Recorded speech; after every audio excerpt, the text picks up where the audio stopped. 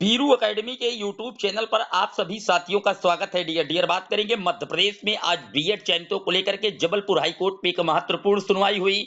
क्या कुछ वहां से अपडेट निकल कर आ रही, पूरी तरीके से बात करेंगे। लेकिन चैनल पर जितने लोग पहली बार विजिट कर रहे हैं सब्सक्राइब करके बेल आइकन प्रेस कर लीजिए। डियर आप स्क्रीन पर देख सकते हैं माननीय कोर्ट का जो स्टेटस है, यहाँ पर आप देख सकते हैं कि आज 5/12/2023 को honourable Shri justice Silnagu, honourable Shri justice Dev Narayan Mishra ji की बेंच पर सीरियल नंबर 24 पर केस का जो टेकअप है वो हो चुका था। उसके बाद काफी अच्छी पैरवी रखी गई, दोनों पक्षों की तरफ दलीलें रखी गई। बीएड की तरफ से जो एडवोकेट थे उन्होंने वही बात रख दी माननीय कोर्ट के समक्ष। चूंकि अब जो बीएड के कैंडिडेट हैं वो चयनित होकर के प्राथमिक विद्यालयों में सेवाएं दे रहे हैं महोदय, तो इनको कहीं ना कहीं आप कह सकते हैं कि इनको राहत दी जाए, इस तरीके की दलीलें वहां पर रखी गई। उन्होंने बिहार राज्य का हो, अदर स्टेट के कई महत्वपूर्ण उदाहरणों के माध्यम से समझाने का प्रयास किया। लेकिन डीएलएड की तरफ से जो एडवोकेट थे श्री विज्ञान शाह जी ने, उन्होंने पूरी तरीके से माननीय कोर्ट को यह अवगत कराया कि चूंकि सिस्टम में ये बीएड के जो अभ्यर्थी काम कर रहे हैं, टीचर बनकर के सेवाएं देने लग गए हैं डियर। दरअसल महोदय ये पूरा जो मैटर है वो पहले से माननीय सुप्रीम कोर्ट के आउटकम रखा गया था 11 अगस्त 2023 के भर्ती के अकॉर्डिंग। इस तरीके की कई दलीलें वहां पर रखी गई। वहां पर बिहार शिक्षक भर्ती में जब 7th फेज की भर्ती चल रही थी, डीएलएड की तरफ से उन्होंने ये रखा कि वहां पर आपने देखा कि बिहार में इनको बाहर कर दिया गया, उदाहरण उन्होंने दिया। लेकिन वहां पर चूंकि मध्य प्रदेश में चयनित हो चुके हैं तो उनको बचाने के लिए जज महोदय ने भी एक बार दफा ये जरूर कहा बीएड के फेवर में कि चूंकि अभी ये चयनित हो चुके हैं, ऐसा कोई रूल्स बना करके इनको कहीं ना कहीं बचाने का जो रास्ता है वो सरकार को देना चाहिए। क्योंकि अभी तक की कंडीशन अगर देखी जाए तो मध्य प्रदेश की जो सरकार है वो अपना जवाब दाखिल नहीं किए हुए है, यानी कि गवर्नमेंट अभी भी किस पक्ष में जाएगी ये संदिग्ध है। क्योंकि सरकार ने जो अपना हलफनामा है जवाब दाखिल करने का वो अभी तक नहीं पेश किया है। इस संदर्भ में जब विज्ञान शाह जी ने बार बार सारे मैटरों को बताया कि ऐसा मामला है, तो उन्होंने इसके संदर्भ में यह भी बताया कि बीएड को बचाने के लिए वेस्ट बंगाल से एक याचिका भी पहुंची थी, रिव्यू के रूप में वो गई थी और उसको रजिस्ट्री लॉग के द्वारा ही वहीं से निस्तारित करके डिस्पोज कर दिया गया था। कई बातें उल्लेखित की गई, छत्तीसगढ़ शिक्षक भर्ती का भी मैटर वहां पर बताया गया, जहां पर बीएड के कैंडिडेट को अलाउ किया गया था माननीय सुप्रीम कोर्ट के द्वारा। लेकिन डीएलएड के जो एडवोकेट है उन्होंने वहां पर भी तर्क रखा कि अभी भी वहां का जो नियुक्ति प्रक्रिया है अंतिम रूप से बिलासपुर हाईकोर्ट से पेंडिंग है। माननीय छत्तीसगढ़ हाईकोर्ट के द्वारा अभी भी उसको क्लैरिफाई होना महत्वपूर्ण इसलिए है क्योंकि उनकी नियुक्ति पत्र अभी भी छत्तीसगढ़ हाईकोर्ट के अधीन रखी गई है। इस तरीके की काफी ज्यादा दलीलें रखी गई और अंततः मैटर क्लैरिफाई याचिका को लेकर के फंस गया।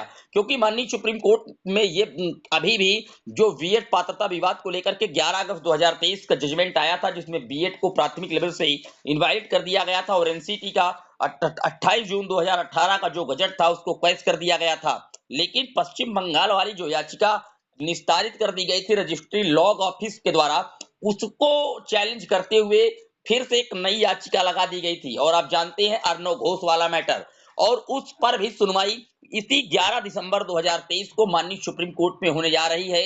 जस्टिस सुधांशु धूलिया जी की बेंच को रेफर किया गया है क्योंकि उन्होंने आर्डर को लिखा था और अनिरुद्ध बोस जी ने मुख्य न्यायाधीश से ये सिफारिश की थी कि पूरे मैटर को जस्टिस सुधांशु धूलिया जी के पास पहुंचाया जाए, क्योंकि उन्होंने ही जजमेंट को प्रोसीड किया था 11 अगस्त 2023 को, तो ये रिव्यू हो क्लैरिफाई वही कर पाएंगे। तो जब इस तरीके की काफी ज्यादा घोल-मोल मामले निकलने लगे तो माननीय कोर्ट के द्वारा एक और फाइनल अगली डेट इस पर मेंशन कर दी गई। आप यहां पर नीचे देख पा रहे हैं टेंटेटिव डेट में कंप्यूटर जनरेटेड डेट 2 जनवरी 2024 दिखाने लगा है, यानी कि 2 जनवरी 2024 को अब इस मामले की एक बार पुनः सुनवाई होगी। चूंकि मामला आप जानते हैं कि कहीं ना कहीं जो छत्तीसगढ़ से बिलोंग करके जोड़ा जा रहा था और फिर जो चयन प्रक्रिया में चयनित हो चुके हैं सिस्टम में, कई माह से वो सर्विस कर रहे हैं। इस तरीके से बीएड की तरफ से जो एडवोकेट थे वो लगातार पक्ष रख रहे थे कि इनको सिस्टम में रखा जाए क्योंकि ये चयनित हो चुके हैं।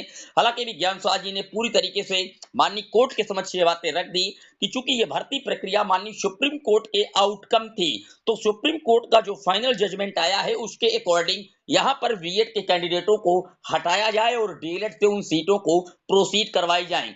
दोनों तरफ से जो बहस थी वो इसी तरीके से चलती रही, लेकिन अभी भी मैटर को इसलिए आगे बढ़ाया गया, दो उसके बड़े पॉइंट थे।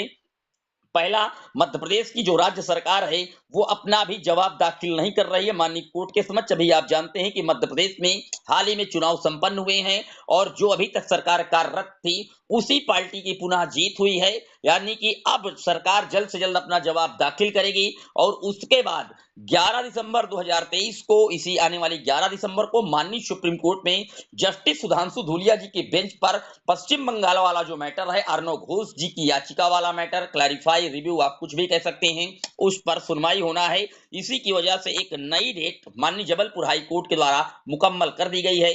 2 जनवरी 2024 को निश्चित तौर पर बीएड चयनितों के फेवर में माननीय कोर्ट के समक्ष जो दलीलें बीएड की तरफ से रखी गई और फिर बीएड को प्राथमिक से हटाने की जो दलीलें रखी गई डीएलएड की तरफ से, माननीय विज्ञान शाह जी की तरफ से, दोनों में अपने अपने जो साक्ष्य थे, साक्ष्यों के साथ काफी अच्छी सुनवाई चल रही थी माननीय कोर्ट में। लेकिन चूंकि राज्य सरकार का पक्ष और क्लैरिफाई याचिका 11 दिसंबर 2023 वाली सुनवाई को लेकर के एक अंतिम जो डेट है वो 2 जनवरी 2024 की फिक्स कर दी गई है। पूरे वीडियो पर आपकी क्या राय है कमेंट बॉक्स में जरूर मेंशन कीजिएगा।